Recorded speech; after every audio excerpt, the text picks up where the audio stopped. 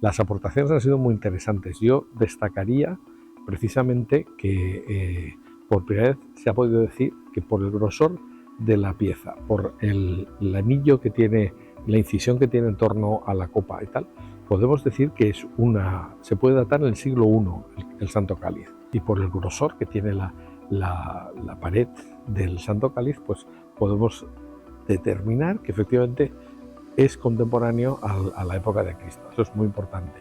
Y yo creo que nos ha sorprendido la cantidad de cosas que se pueden saber, porque otra parte importante ha sido pues descubrir el origen de... Bueno, hay una cosa fundamental, el color del Santo Cáliz. O sea, parece que es una pieza de ágata, pero que está tintada. Incluso tiene una marca blanca en la parte que normalmente no se ve al público, y esa marca puede ser una decoloración. No sabemos todavía por cómo se ha producido, pero bueno, es decir, lo que vemos es que según vamos profundizando vamos aprendiendo cosas nuevas y se puede saber mucho más del Santo Cáliz. Y yo creo que eso es lo fundamental.